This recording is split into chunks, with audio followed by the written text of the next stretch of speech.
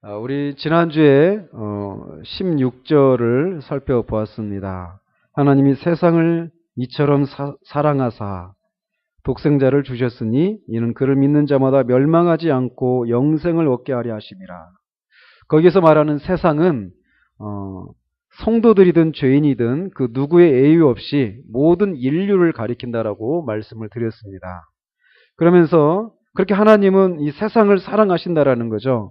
근데 어느 정도 사랑하시느냐? 이처럼 사랑하신다라는 거예요. 그러니까 대단히 크게, 지극히 많고 소중하게 그렇게 사랑하신다라는 거죠. 어떤 측면에서? 불경건한 자들을 사랑한다라고 하는 그런 측면에서, 또 하나님을 미워하는 대적자들을 향한 사랑이라고 하는 측면에서, 그리고 그렇기 때문에 멸망받아 마땅한 자들을 향한 사랑이라고 하는 그런 측면에서 이처럼이라고 하는 말을 쓸 수밖에 없는 그런 사랑이다라고 말씀을 드렸습니다. 그리고 또 그렇게 그 사랑으로 내어준 선물이 너무 고귀하고 숭고함을 인해서도 이처럼이라고 하는 그런 말을 쓸 수 있다라고 말씀을 드렸습니다. 그러면서 독생자를 하나님이 주셨어요. 하나님이 세상을 이처럼 사랑했기 때문에 독생자를 주셨다라는 거죠. 즉, 우리 사람들이 오해하는 것처럼 죄인을 하나님이 사랑하시는 것은 죄인을 사랑하시는 것은 그리스도 때문에 죄인을 사랑하시는 것이 아니라 죄인을 사랑했기 때문에 독생자를 주셨다라는 거예요. 이게 하나님에 대해서 우리가 하나님은 심판을 내리시기를 기뻐하시는 하나님, 뭔가 잘못하면 그것에 대해 기다렸다가 잘못한 것에 대해서 징계를 내리시기를 즐거워하는 하나님, 그럼 분노하신 하나님, 이렇게만 생각을 하는데 하나님이 그런 하나님이 아니시라는 거죠. 하나님은 사랑의 하나님이시라는 거죠. 그래서 죄인들을 사랑했기 때문에 그의 독생자를 주셨다라고 말씀을 드렸습니다. 그러면서 독생자를 주셨다라고 말하고 있어서 앞에 15절에 인자, 예수님은 인자이면서 또 동시에 하나님의 독생자라는 거죠. 그래서 사람이면서 또 하나님이시다라고 하는 것을 우리가 기억할 필요가 있다라고 말씀을 드렸습니다. 그래서 그렇게 그 하나님의 사랑을 우리가 덧입는 한 가지 조건이 있어요. 뭐냐면 믿는 거라는 거죠. 저를 믿는 자마다 그 하나님의 사랑을 덧입을 수 있다라고 말씀을 드렸습니다. 그러면서 이 믿는 것만, 믿기만 하면 된다라는 거죠. 믿기만. 그러니까 이 하나님의 사랑을 덧입기 위해서 이 종교적인 어떤 노력을 할 필요가 없다라는 거예요. 마치 뱀에 물린 자들이 낫기 위해서는, 그 불뱀에 물린 자들이 낫기 위해서 노뱀을 바라봐야만 하는데, 노뱀을 바라볼 수 있도록 하기 위해서 어떤 종교적인 그런 노력을 한다든지, 내가 지금까지 이제 불뱀을 물렸는데 앞으로는 물리지 않도록 내가 주의를 해야지, 이런 노력도 필요 없고, 또 그 불뱀과 더불어서 싸울 필요도 없고, 또 그 장대에 달린 그 노뱀을 바라보면서 기도할 필요도 없다라는 거예요. 심지어는 그저 노뱀을 바라보기만 하면 나았던 것처럼, 그저 십자가에 달리신 예수 그리스도를 바라보기만 하면, 예수 그리스도가 나의 죄를 위해서 하나님의 심판을 받아 죽으신 분이시고 저를 믿는 자마다 구원을 얻는다, 멸망하지 않고 영생을 얻는다라고 하는 이 말씀을 믿고, 주님 그렇습니다, 내가 심판을 받아 마땅한 죄인인데 나 대신 주님이 십자가에서 그렇게 형벌을 받으시고 다시 살아나셔서 그를 믿는 자마다 죄 용서를 해주시고 영생의 복을 허락해 주신다는 것을 믿습니다. 주님만이 제 죄의 문제를 해결해 줄 수 있습니다. 주님 제가 믿습니다, 주님을 붙듭니다라고 하는 그 믿음으로 바라보기만 하면 이 복을 누릴 수 있다라고 말씀을 드렸습니다. 그러면서 덧붙여서 회개는 우리가 그 주님의 사랑을 경험하게 될 때 자연스럽게 따라오는 것이라는 거죠. 오늘날 회개를 해야만 주님의 사랑을 받을 수 있다고 생각하는 그런 얘기들이 있는데 아니라는 겁니다. 주님의 사랑을 우리가 경험하게 될 때 이 회개가 터져 나온다라는 거예요. 그 주님의 사랑을 덧입는 유일한 조건이 있다라면 믿음이라는 겁니다. 오직 믿음으로 주님을 붙들기만 하면 된다라고 말씀을 드렸습니다. 자, 그러면서 오늘은 17절에서 이제 사도는 하나님이 주님께서 하나님이 아들을 세상에 보낸 목적에 대해서 말씀하고 계십니다. 하나는 앞에는 소극적인 그런 목적이고 뒤에는 적극적인 목적이죠. 그래서 앞에는 세상을 심판하시기 위해서 아들을 보낸 것이 아니라는 거예요. 더 적극적, 심판하기 위해서가 아니라 그로 말미암아 구원을 받기 위해서, 받게 하도록 하기 위해서 아들을 세상에 보냈다라고 주님께서 말씀을 하십니다. 자, 그런데 우리가 생각을 해봐야 됩니다. 뭐냐면 하나님은 세상을 심판하기 위해서 아들을 보내실 수 있다라는 거예요. 하나님이 세상을 심판하지 않고 아들로 말미암아 구원을 받도록 하기 위해서 아들을 보내셨잖아요, 하나님이. 그러나 하나님은 그렇게 안 하셔도 상관이 없다라는 거예요. 여러분 이걸 잘 생각해 보십시오. 세상은 있잖아요. 저나 여러분이나 하나님이 우리를 구원해 주시지 않아도 하나님은 사랑의 하나님이십니다. 믿으십니까? 하나님은 있잖아요. 세상을 구원하기 위해서 아들을 세상에 보내시지 않으셔도 하나님은 원래 사랑의 하나님이셔요. 이렇게 하신 것을 통해서 사랑의 하나님이 되신 것이 아니라 하나님은 원래 사랑의 하나님이시란 말이에요. 구원을 안 하셔도 돼요. 왜? 세상은 심판을 받아 마땅한 존재이기 때문에 그래요. 그래서 성경에 로마서 3장 10절에서 12절 이렇게 되어 있어요. 기록된 바 의인은 없나니 하나도 없으며 깨닫는 자도 없고 하나님을 찾는 자도 없고 다 치우쳐 함께 무익하게 되고 선을 행하는 자는 없나니 하나도 없도다. 이 세상 사람을 향한 성경의 판단이 이거란 말이에요. 의인이 하나도 없다라는 거예요. 깨닫는 자도 없고 하나님을 찾는 자도 없다라는 거예요. 여러분들 중에는 우리가 신앙생활 하다가 착각을 하는 경우들이 있습니다.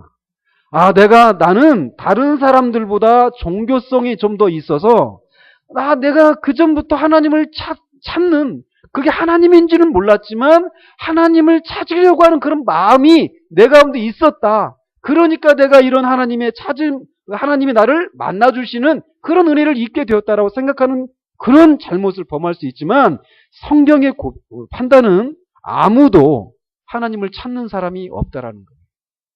하나님이 그냥 우리를 그냥 내버려 두시면 하나님 그냥 멸망을 향해서 그냥 가게 되는 거예요.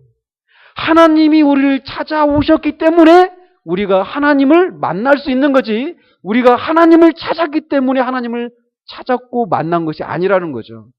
그렇게 성경은 하나님을 찾는 사람이 하나도 없고 모두가 치우쳐서 무익하게 되고 선을 행하는 자가 하나도 없다라고 말을 하고 있습니다. 그렇기 때문에 세상은 이런 하나님으로부터 심판을 받아 마땅한 그런 존재라는 거죠. 또 그 결과 로마서 3장 24절에서는 모든 사람이 죄를 범하였음에 하나님의 영광에 이르지 못하더니 이렇게 말을 하고 있습니다. 그게 세상의 실제예요. 저와 여러분의 실상이란 말이에요. 저나 여러분이 의인이 아니었어요. 악인이었어요. 하나님을 찾지도 않았어요. 다 치우쳐서 무익한 삶을 살았어요. 그리고 선을 행하지 못했고 선을 행하고 싶지도 않았고 선을 행할 수도 없었던 존재들이 바로 저와 여러분이었어요. 그래서 하나님의 영광에 이를 수가 없었어요. 하나님을 즐거워할 수도 없었고 하나님의 아름다우심을 아름답다라고 느낄 수도 없는 하나님의 사랑을 하나님의 사랑으로 느낄 수도 없는 그런 존재가 저와 여러분들이었단 말이에요. 그렇기 때문에 하나님은 이런 세상을 그냥 심판해 버리셔도 아무런 잘못이 없으세요. 도덕적으로 그런 하나님을 어떤 존재도 그런 하나님을 정말 하나님 정말 무자비하십니다. 하나님은 정말 어떻게 그렇게 사랑이 없을 수 있습니까? 이렇게 말할 수가 없다라는 거예요. 세상이 그렇기 때문에. 그러니까 하나님은 세상을 심판하셔도 되고 심판하실 수도 있고 또 그렇게 하셔도 하나님의 사랑의 침해가 일어난다든지 또는 하나님이 불공평하시다라고 말할 수가 없다라는 거예요. 만약 그렇기 때문에 하나님은 이 세상을 심판하셔도 정당하신데 그런 세상을 하나님이 심판하기 위해서 아들을 보내신 것이 아니다라는 거예요. 심판받아 마땅한 세상에 아들을 보내신 것이 심판을 위해서가 아니다라고 먼저 말을 하고 있다라는 거죠. 만약 하나님이 세상을 심판하기 위한 것이라면 아들을 보내실 필요가 없었겠죠. 그냥 불이나 그 노아 홍수 때처럼 물이나 불이나 혹은 어떤 기타 천재지변을 통해서도 세상을 심판하실 수 있어요.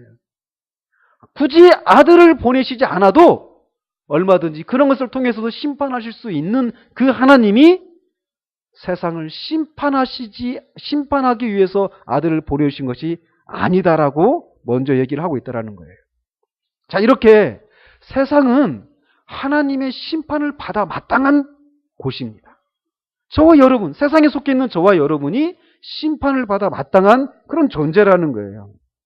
이것을 우리가 이 성경에 대한 그런 지식이 없어도 교회 안에 들어와서 성경에서 말하고 있는 내용을 알지 못하는 그런 사람이라 할지라도 인간이 죄를 지으면 심판을 받아 마땅하다라고 하는 생각들을 모든 사람들이 가지고 있습니다. 기독교인만 그런 고백을 하는 것이 아니라 기독교인이 아닌 사람들도 자기가 죄를 지으면 죄값을 받아야 된다라고 하는 생각을 가지고 있단 말이에요. 그래서 최초에 이 죄를 범했던 아담도 어느 누구한테도 죄를 지으면 하나님의 심판에 대한 두려움이 몰려올 것이다. 그래서 그 하나님의 낯을 피해서 도망가는 일이 있을 것이다. 그런 두려움이 있을 때는 빨리 숨어라, 피해라. 이렇게 누구도 아담한테 그것을 알려주지 않았어요. 왜? 아담밖에 없었거든요. 아담과 하와밖에 없었고 그전에는 아무도 죄를 지어본 사람이 없었기 때문에 아담한테 죄를 지으면 그런 일들이 있을 것이다라고 훈수를 해줄 수 있는 사람이 없었어요.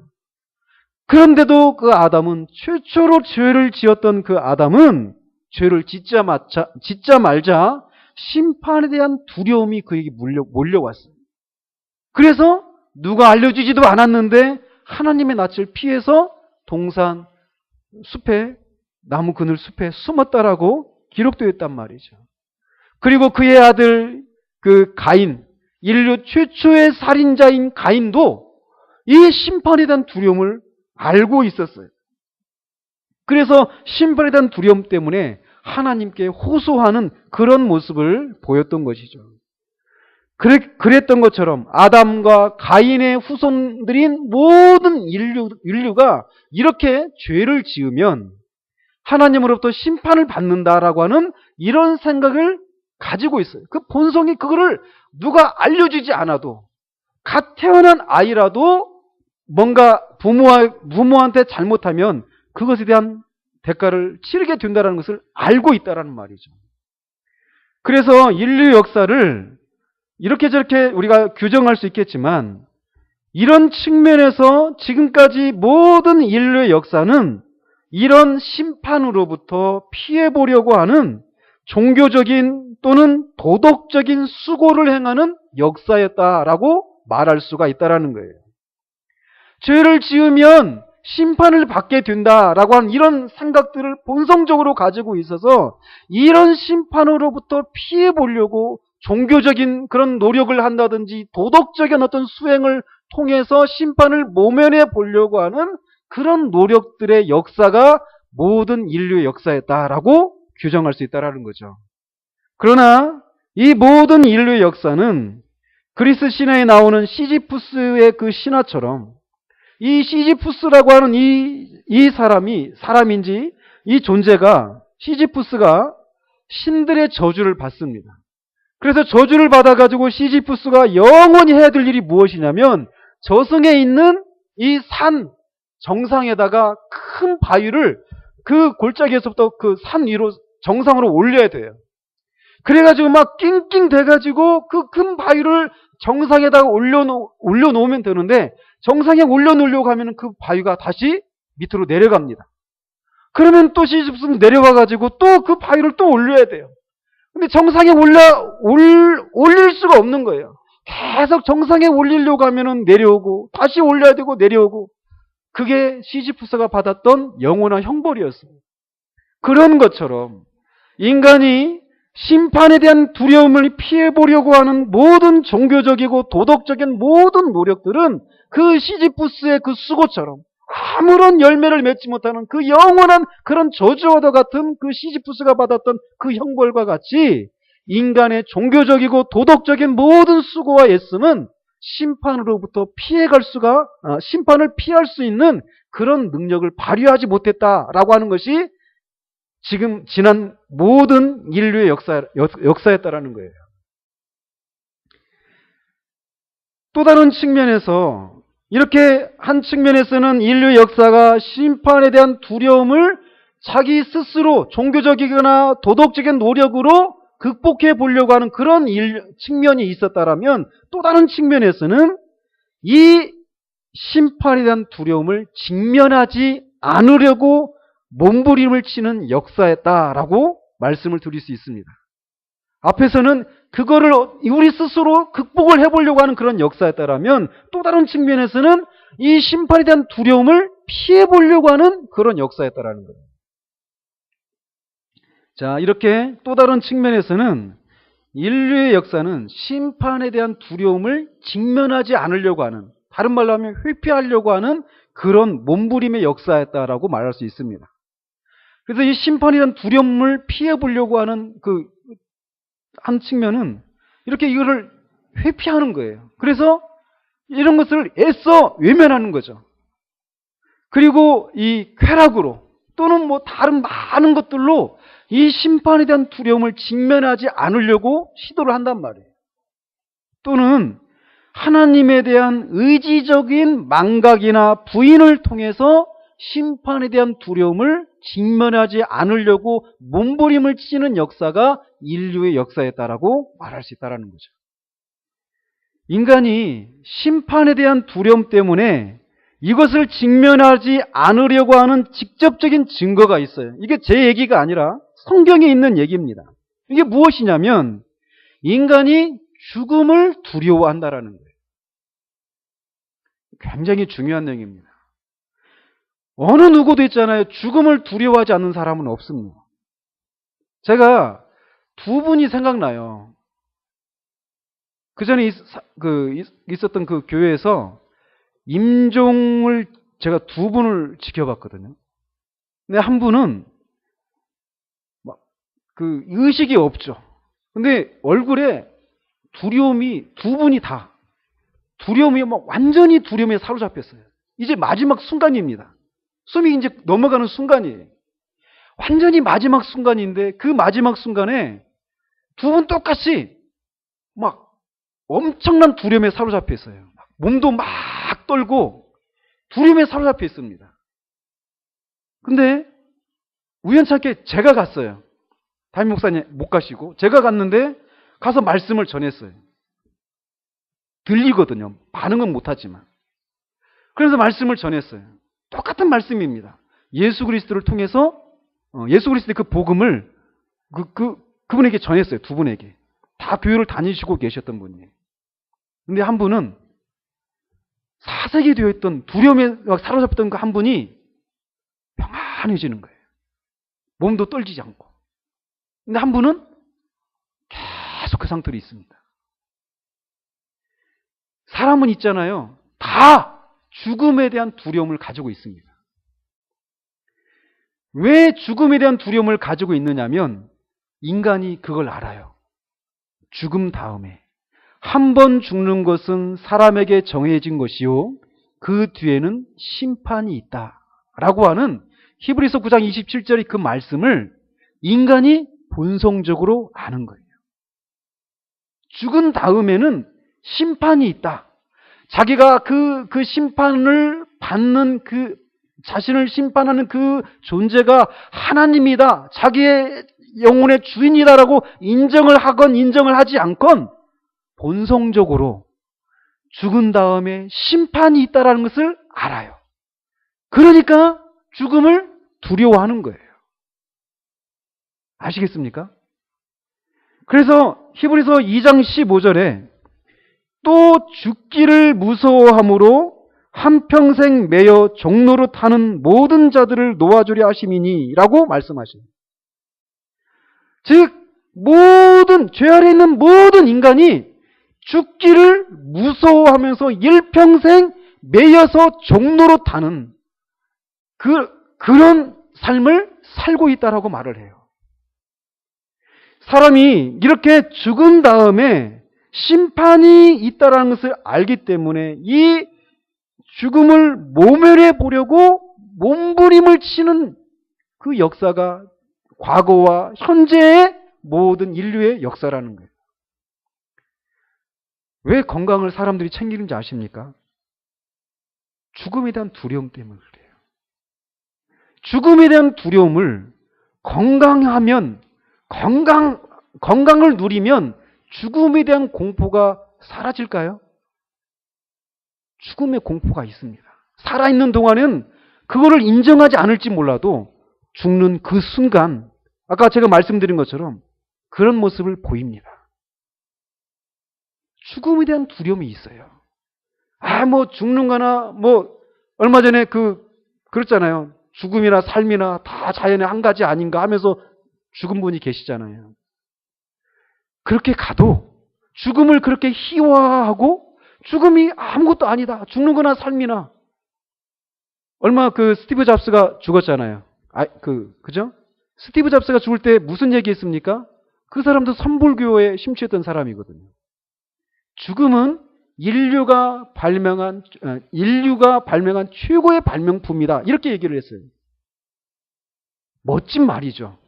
그러나 죽음을 그렇게 아무리 희화한들 죽음에 대한 공포, 죽음 다음에 있는 심판에 대한 공포를 아무리 그 죽음을 희화하고 아무것도 아니고 사는 거나 죽는 거나 똑같다. 죽은 다음에 심판이 없다. 아무리 하나님이 없다라고 아무리 예를 써도 그리고 그 죽음을 조금이라도 밀어보려고 보험도 들고 건강을 챙기고 아무리 그것을 애써 생각하지 않는 방식으로 죽음을 직면하지 않으려고 아무리 몸부림을 쳐도 인간 본성 안에 있는 죽음에 대한 공포, 그 죽음 다음에 넘어있는 심판에 대한 공포가 모든 사람들 안에 있다라는 것입니다.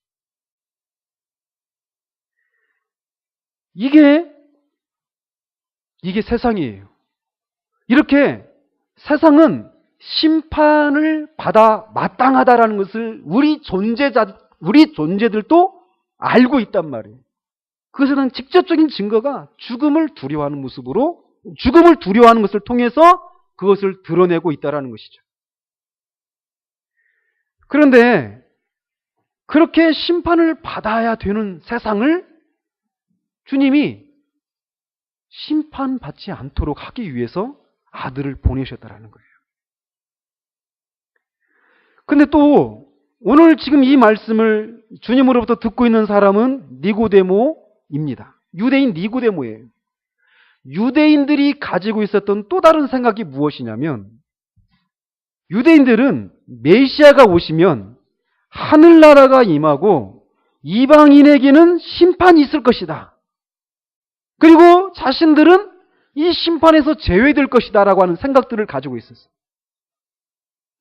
그런데 지금 주님이 이렇게 세상이라고 하는 그런 표현을 사용하셔서 지난주에도 말씀드린 것처럼 이 세상은 택함받은 어떤 소수의 택함받은 사람들 또는 유대인들 어떤 민족을 가리키는 것이 아니라 유대인과 이방인을 포함한 모든 인류라고 말씀을 드렸잖아요.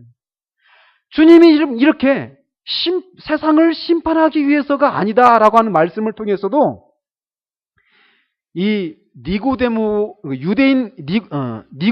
같은 유대인들이 가지고 있는 이 심판에 대해서 잘못된 생각을 이렇게 교정해주고 계신 거예요. 모든 세상이 심판을 받아 마땅하다라는 거죠. 근데 그 세상이 심판을 받지 않도록 하기 위해서 아들이 오셨다라는 거예요. 그러면서 이 유대인들의 그 사상을 잘 드러내는 그런 사건이 하나가 있었습니다. 이게 뭐냐면 누가복음 9장에 나오는 거예요. 누가복음 9장에 보면 예수님께서 이제 예루살렘으로 가는데 갈릴리에서 예루살렘으로 가는데 그 중간 지역에 무슨 지역이 있느냐면 사마리아가 있어요. 북쪽에 갈릴리, 중간에 사마리아, 그 밑에 유대가 있었습니다. 이렇게. 근데 갈릴리에서 주로 사역을 하셨단 말이에요, 주님께서. 근데 주님이 예루살렘으로 가려고 하니까 중간에 어느 지역을 통과하게 돼요? 사마리아. 그죠? 사마리아 지역을 통과하면은 지름길로 갈 수 있어요. 근데 통상적으로 사마리아로 통과하지 않고 갈릴리 사람들이 유대로 갈 때는 옆에 오른쪽 사막길을 통과해가지고 거꾸로 돌아갔다고 그래요. 유대인과 사마리아인들은 서로 상종을 안 했으니까. 근데 이제 예수님께서 사마리아를 통과해가지고 예루살렘을 가려고 하는 거예요. 그래가지고 제자들을 보냈습니다. 그랬는데 그 사마리아 사람들이 예수님을 통과시켜주지 않겠다라는 거예요. 그러니까 그 예수님의 제자 중에 요한과 야고보, 보아너게라고 하는 그런 별명을 가졌던 사람들이었죠. 우레의 아들. 이 요한과 야고보가 주님께 그렇게 얘기를 하는 거예요. 주님, 우리가 하늘을 명하여 불을 내려가지고 저 사람들을 멸하도록 할까요? 이렇게 얘기를 했어요. 왜? 주님이 지금 사마리아를 통과하겠다고 하는데 그 사마리아 사람들이 그걸 거절하니까 저 사람들은 심판을 받아야 된다라고 하는 생각들을 가지고 있는 거죠. 그러니까 주님이 뭐라고 말씀하시냐면 55절에 이렇게 되어 있어요. 예수께서 돌아보시며 꾸짖으시고 이렇게 되어 있는데 거기에 보면은 이렇게 조그맣게 숫자 2자 써져 있으면서 밑에 한번 보시면은 이렇게 되어 있습니다. 어떤 고대 사본에는 55절 끝에 다음 말이 있음 이렇게 해가지고 이르시되 너희는 무슨 정신으로 말하는지 모르는구나. 인자는 사람의 생명을 멸망시키러 온 것이 아니요 구원하러 왔노라 하시고. 즉 이 말씀을 통해서도 유대인들이 생각하고 있는 것처럼 메시아가 오시면 이방인들을 즉각적으로 심판할 것이다 라고 하는 이런 생각이 잘못되었다라는 것을 이런 말씀을 통해서도 주님이 보여주고 계신 거죠. 자, 그러면서 이렇게 세상은 하나님의 심판을 받아 마땅한 그런 곳입니다. 그런데도 불구하고 하나님이 세상을 심판하지 않으셔요. 심판을 유보하시고 유보하시는 것을 넘어서서 세상을 구원하시기 위해서 아들을 보내셨다라고 주님께서 얘기를 하고 계십니다. 마치 시편 103편 10절에 있는 것처럼 우리의 죄를 따라 우리를 처벌하지는 아니하시며 우리의 죄악을 따라 우리에게 그대로 갚지는 아니하셨으니 라고 하는 그 말씀처럼 우리가 주님을 대하는 것을 보면 주님은 우리를 심판하시는 것이 당연해요. 그런데 그렇게 대하지 않으셨다라는 거예요. 그렇게 대하지 않으시고 하나님을 대적하고 그래서 심판을 받아 마땅한 우리를 구원하시기 위해서 아들을 보내셨다라는 겁니다. 하나님은 우리가 주님을 대하는 것처럼 우리를 대하지 않으시고 오래 참으시는 사랑을 발휘하셨다라는 거예요. 그러니까 있잖아요. 한 사람이 구원을 받고 돌아올 때 느끼는 게 뭐냐면, 깨닫는 게 뭐냐면 무서운, 두려운 생각이 밀려오는 거예요. 만약 내가 예수님을 믿고 지금 구원을 받고 그 구원의 은혜를 막 누리고 있는 그 한 사람이 깨닫는 게 뭐냐면, 만약 내가 이렇게 주님으로부터 구원의 은혜를 경험하기 전에 주님이 오셨거나 아니면 내가 주님께로 가게 되는 일이 있었다라면 이런 생각들이 밀려오면서 막 말할 수 없는 두려움에 사로잡힙니다. 만약 여러분들 중에 아직 구원을 받지 못한 사람이 있을 수 있어요. 그런데 세상은 저나 여러분이나 다 심판을 받아 마땅하다라고 하는 게 성경의 고발이란 말이에요. 그런데 그런 우리를 주님이 오늘이 만약에 주님이 오시는 날이 된다든지, 아니면 여러분이 지금 주님께로 가야 되는 마지막 날이 된다든지 한다라면 어떻게 될 것인가? 이 두려움이 구원받은 사람들에게 밀려온다라는 거예요. 그러면서 느끼는 게 뭐냐면, 하나님이 정말 이런 날을 오랫동안 참아주신 것에 대해서 막 감사가 밀려옵니다. 하나님은 지금도 그렇게 오랫동안 참으시는 거예요. 세상이 심판을 받아 마땅함에도 불구하고 심판을 하셔야 되는데도 하시지 않아요. 오래 참으시는 거죠. 오래 참으시는 중에 이제 그 아들을 보내셨다라는 겁니다. 그래서 아들을 보내신 이유가 세상을 구원하기 위한 것인데, 이 구원은 유대인만을 구원하기 위한 것이 아니라 유대인과 이방인, 즉 모든 민족을 구원할 길을 아들을 통해서 열어놓으셨다라는 거예요. 그러나 우리가 이 구절을 우리는 분명히 제한적으로 해석을 해야 됩니다. 이거를 이런 식으로 해석을 하면 잘못된 해석이라는 거예요. 즉, 하나님께서는 자기의 아들을 세상에 보내셔서 온 세상이 저로 말미암아 마침내 구원을 얻게 하고 아무도 이뤄진 자가 되지 않게 하셨다. 즉, 모든 사람, 지옥에 갈 사람은 아무도 없다. 이렇게 해석을 하면 안 된다라는 거예요. 이거를 소위 뭐라고 말을 하냐면 보편 구원론이다 라고 말을 해요. 그거를 이런 식으로 해석을 하면은 잘못 해석하는 것이 된다라는 거죠. 왜 그러느냐? 바로 18절에 있는 것처럼 그를 믿는 자는 심판을 받지 아니하는 것이요 믿지 아니하는 자는 하나님의 독생자의 이름을 믿지 아니함으로 벌써 심판을 받은 것이냐, 이렇게 말씀하고 계셔요. 믿는 자와 믿지 않는 자들에게 다르게 대하신다라는 것을, 처리하신다라는 것을 바로 곧이어서 말씀하고 계시다는 말이죠. 그러니까 모든 사람이 구원을 받게 되어 있다라고 그렇게 해석한다는 것은 잘못된 해석이라는 거예요. 그러니까 이 구절은 이렇게 해석을 해야 되는 거죠. 온 세상은 그리스도로 말미암아 활짝 열리게 된 구원을 가지고 있다. 다시 말하면 구원은 온 세상에게 주어졌다. 그러므로 그리스도를 믿는 세상 사람은 누구든지 구원을 받을 것이다. 이렇게 해석을 해야 된다는 거죠. 차이를 아시겠죠? 자, 여기서 구원을 받게 하기 위해서다라고 말씀을 하셨는데, 구원을 받게, 이 말은 앞에 16절에 있는 것처럼 영생을 얻게 하려 하십니다라고 하는 것과 일맥상통합니다. 똑같은 의미예요. 그래서 이거는 단지 죄 사함을 얻기 위해서 아들이 오신 것이 아니라 구원에 속한 모든 복을 얻도록 하기 위해서 아들을 세상에 보내셨다라고 말씀하고 있는 거라는 거예요. 그거를 사도 바울은 에베소서 1장 3절에서 하늘에 속한 모든 신령한 복을 우리에게 주시되라고 말을 하고 있습니다. 하늘에 속한 모든 신령한 복을 믿는 자들에게 주시기 위해서 아들이 세상에 오셨다라는 거예요. 자, 그러면 어떻게 구원을 하시는가라는 겁니다. 우리가 받아야 하나님의 심판을 받아 마땅한 우리를 심판을 받지 않고 구원에 속한 모든 복을 받을 수 있기 위해서 주님께서 오셨단 말이에요. 예수 그리스도께서 오셨는데 어떻게 그것을 가능하도록 했는가라는 거예요.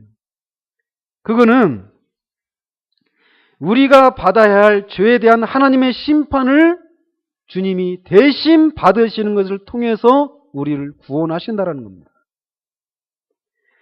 고린도후서 5장 21절에 하나님이 죄를 알지도 못하신 이를 우리를 대신하여 죄로 삼으신 것은 우리로 하여금 그 안에서 하나님의 의가 되게 하려 하심이라. 죄 없으신 하나님의 아들 예수 그리스도가 우리 대신 죄 있는 그런 분으로 십자가에 달리셔서 우리가 그 죄 때문에 받아야 될 그 심판을 한 몸에 다 받으신 거예요. 영 단번에 그 모든 것을 다 받으셨다라는 거예요. 그러니까 어떤 일이 일어납니까? 굉장히 중요한 내용입니다. 그 일을 그리스도께서 십자가에서 이루셨어요. 그래서 그것을 믿는 자는 이제 더 이상 하나님의 심판을 받지 않게 돼요.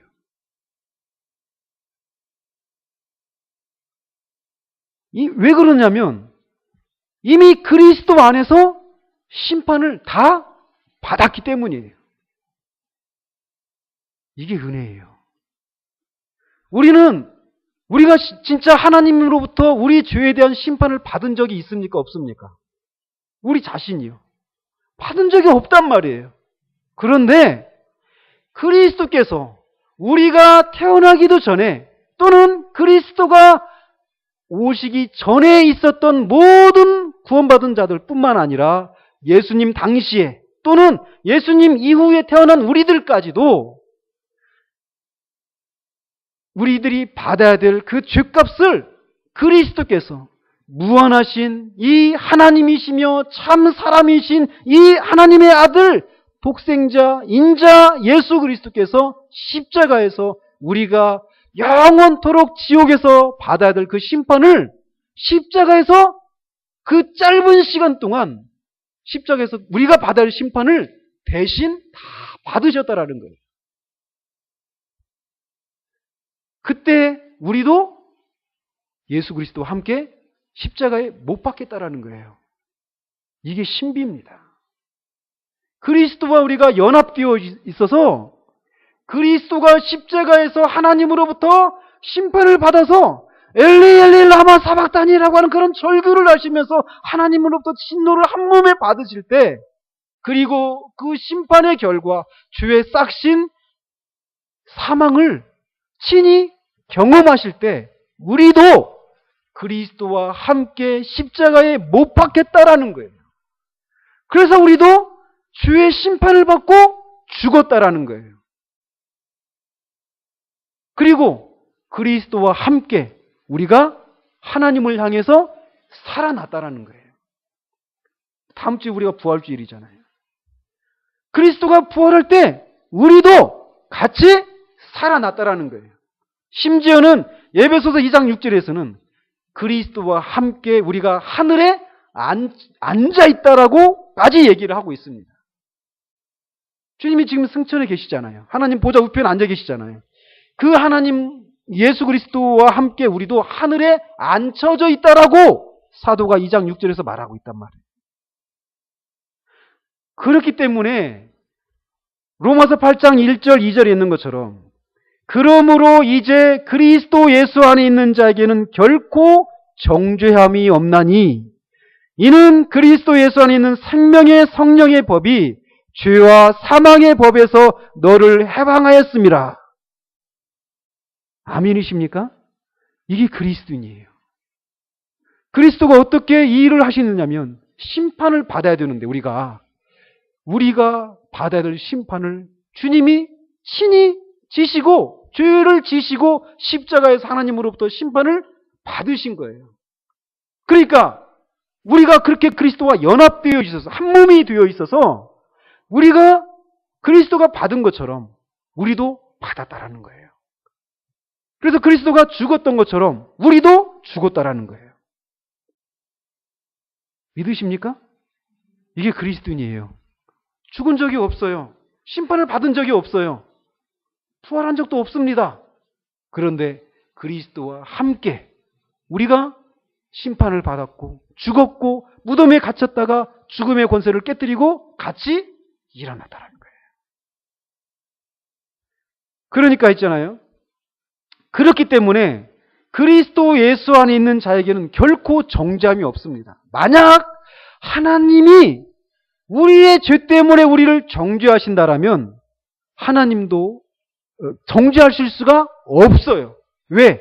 하나님이 그렇게 하시기로 하셨기 때문이에요. 그리스도와 함께 연합된 자들을 하나님이 결코 정죄할 수가 없어요. 왜? 이미 정죄를 하셨기 때문에. 이미 심판을 다 치르셨기 때문이에요. 주님이 다 이루시고 다 받으시고 죽으신 거예요. 심판을 다 받으신 거예요. 그렇기 때문에 주님께 나오는 것을 두려워하지 말라라는 것입니다. 주님이 오신 것은 우리 스스로 할 수 없는 것을 친히 하시기 위해 오셨고 그것을 직접 하셨다라는 거예요. 그리고 주님이 오신 것은 우리를 자유하게 하기 위해서 오셨다는 거예요. 근데 많은 사람들이 주님을 믿으면 자유를 잃어버린다고 생각을 해요. 그래서 하고 싶은 것도 하지 못하고 하고 싶지 않은 것도 억지로 해야 되는 것 같은, 그렇게 우리의 삶을 속박하기 위해서, 구속하기 위해서 주님이 오신 분으로 생각하는 그런 생각들을 가진다라는 거죠. 그러나 그렇지가 않습니다. 사실 우리가 주님을 믿으면 우리가 이런저런 자유함을 잃어버린다고 생각하는데, 사실 여러분들이 누리고 있다고 하는 그 자유는 사실 자유가 아니에요. 여러분들이 누리고 있다고 생각하는 그런 기쁨, 행복, 이 모든 것들은 진정한 의미의 기쁨과 행복이 아니라는 거예요. 왜 그럴까요? 죽음의 공포 아래서 누리는 기쁨과 행복과 건강과 미래가 확보되는 그 모든 안정감들, 이 모든 것들은 불안하기 짝이 없는 피상적인 신기루에 불과하다라는 거예요.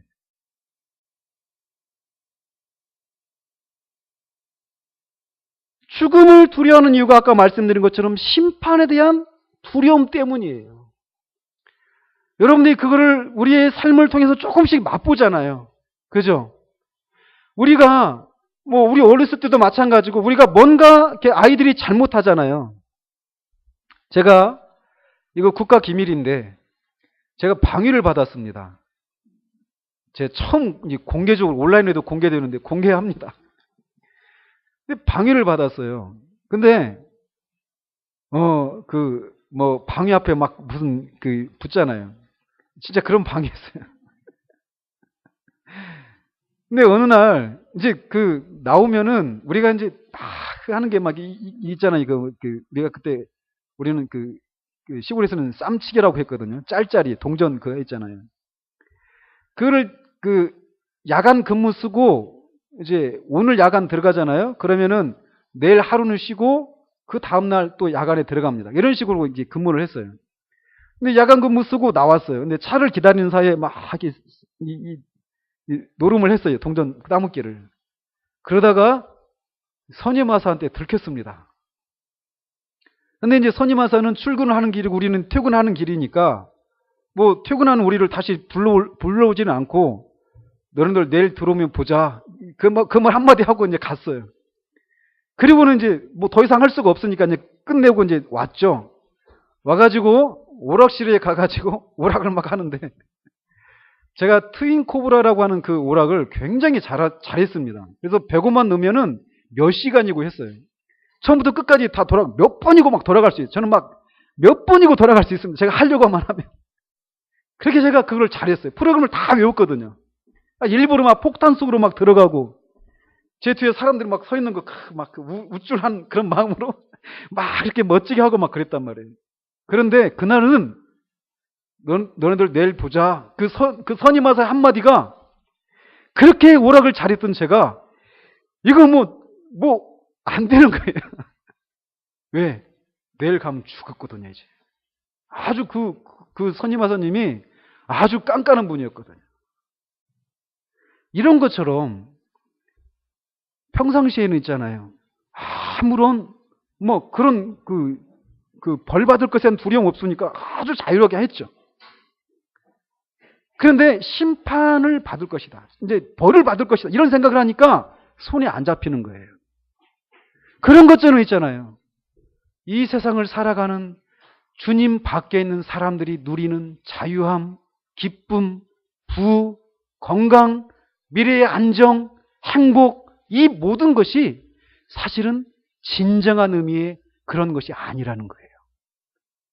심판에 대한 두려움을 아래에 누리는 인간의 모든 삶은 아무런 의미가 없는 것이라는 거예요.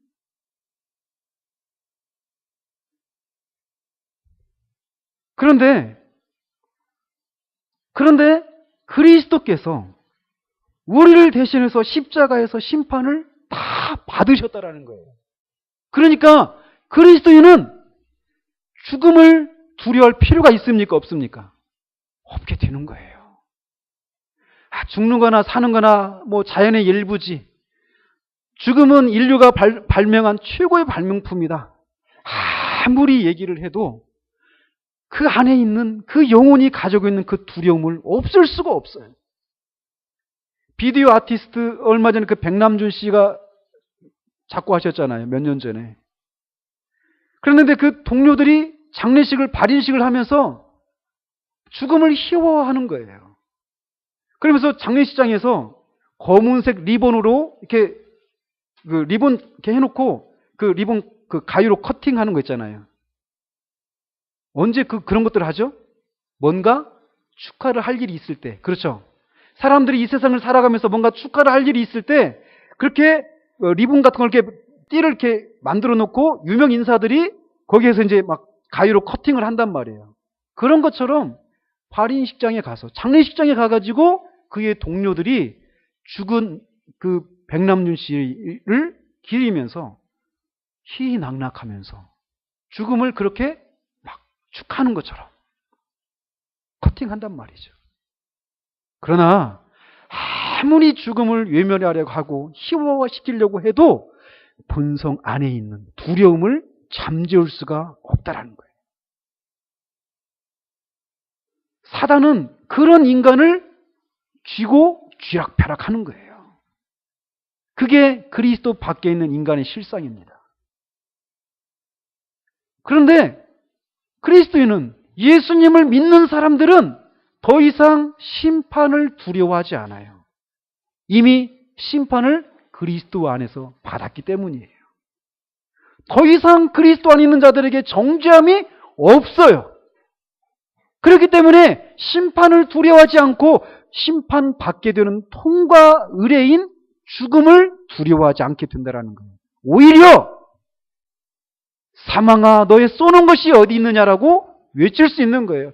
죽기를 사모할 수 있는 데까지 가는 거예요. 왜? 죽음 너머에 심판이 있는 것이 아니라 죽음 너머에 완전한 자유와 완전한 행복이 있기 때문이라는 것이죠. 이게 그리스도인이에요. 주님은 그것을 위해서 오셨다라는 거예요. 우리가 심판을 받아야 되는데 우리 대신 심판을 받으셔서 우리의 모든 죄의 문제를 해결하셨다라는 거예요. 그렇기 때문에 우리가 할 일이 무엇일까요? 우리가 할 일이라고 하는 것은 주님이 이렇게 오셨다라는 것을 믿는 거예요. 복음은 간단합니다. 주님이 이렇게 우리 대신에 심판을 받으시고 다시 살으셨다는 거예요. 그래서 그런 주님을 믿는 자들은 더 이상 정죄가 없다라는 거예요. 죽음 다음에 심판이 없다라는 거예요. 죽음 다음에 심판이 없을 뿐만 아니라 이 세상을 살아가면서도 이 모든 인간의 삶이 죽기를 두려워하며 종노릇하며 살아가는 그런 삶이 아니라 진정한 자유, 진정한 쉼, 진정한 만족을 누릴 수 있게 된다라는 거예요. 그리스도로 말미암아 그 복을 누릴 수 있는 유일한 수단은 그리스도를 믿는 거예요. 그를 믿기만 하시는 여러분이 되시기를 바랍니다. 그가 누구이든지 어떤 삶을 살아왔고 또 지금 살고 있든지 심지어는 그의 믿음이 크든지 작든지 상관이 없습니다. 그 믿음이 진실한 것이기만 한다면 주님이 받으시는 거예요. 여러분 중에 아직 이게 무엇인지 모르는 분이 계시다라면 그리스도를 믿으십시오. 그리스도가 하나님의 아들이신 그리스도가 여러분의 죄를 지시고 십자가에서 심판을 받으셨다는 것을 믿으시기를 바랍니다. 그리고 그를 믿는 자들에게는 더 이상 정죄함이 없다는 것도 믿으시기를 바랍니다. 그리고 그 믿는 자들이 단지 죄 용서를 받는 정도가 아니라 구원에 속한 모든 복을 누릴 수 있다는 것도 믿으시는 여러분이 되시기를 바랍니다. 그러나 이제 문제는 구원받은 사람들에게도 이 구절은 계속해서 적용을 해야 되는 구절이라는 거예요. 왜 그럴까요? 구원받은 사람이라 할지라도 여전히 우리 안에 죄와 사단과의 싸움이 여전히 우리에게 남겨져 있어요. 구원받는 순간 우리가 완전한 이 성화를 이루는 게 아니란 말이에요. 여전히 우리 안에 그런 죄가 남아있어요. 그래서 이 죄와 더불어 싸워야 돼요. 그 내부에 있는 적과 밖에 있는 그 사단이 서로 내통을 해가지고 우리 존재를 넘어뜨리려고 하는 이런 싸움의 한복판 우리가 던져져 있단 말이죠. 그러는 동안에 우리 안에서 이 죄가 우리를 막 이기는 것 같은 그런 때도 우리 가운데 있을 수가 있어요. 그렇지 않아요? 그렇게 우리가 우리의 죄로 인해서 압박을 받으면서 내가 정말 구원을 받은 것이 맞는가?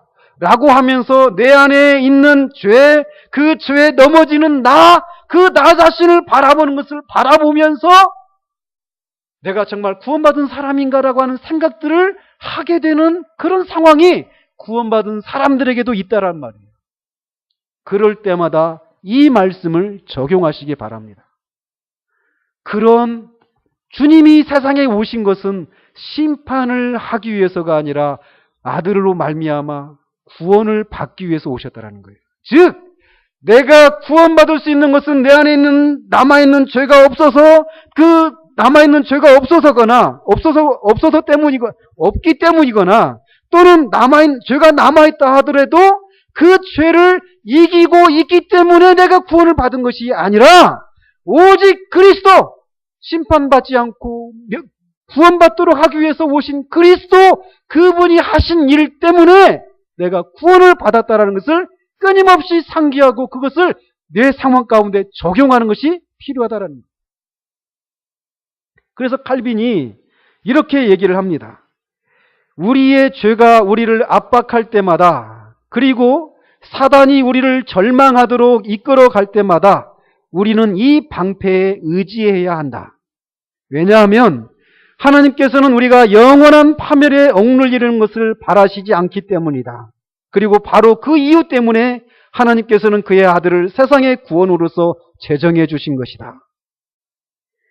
우리의 구원의 근거는 세상을 구원하기 위해서 오셔서 구원에 필요한 모든 일을 영단번에 이루신 그리스도에게만 근거합니다. 우리에게 있지 않아요. 그렇기 때문에 그리스도는 우리 구원의 처음과 마지막이십니다. 알파와 오메가가 되셔요. 구원받을 때만 그리스도는 우리의 구세주일 뿐만 아니라 구원받은 이후에 우리의 모든 삶을 살아갈 때도 마찬가지예요. 오직 그리스도. 솔라 크리스토스. 솔라 피데. 오직 믿음으로. 오직 그리스도를 믿음으로만 우리가 구원을 받았다라는 것을 늘 기억을 해야 된다라는 거예요. 구원받은 이후에라도 말이죠. 주님이 오신 것은 이것을 위해서 오셨습니다. 그러므로 오직 주님 말을 붙들고 그 안에 거하는 여러분이 되시길 바랍니다.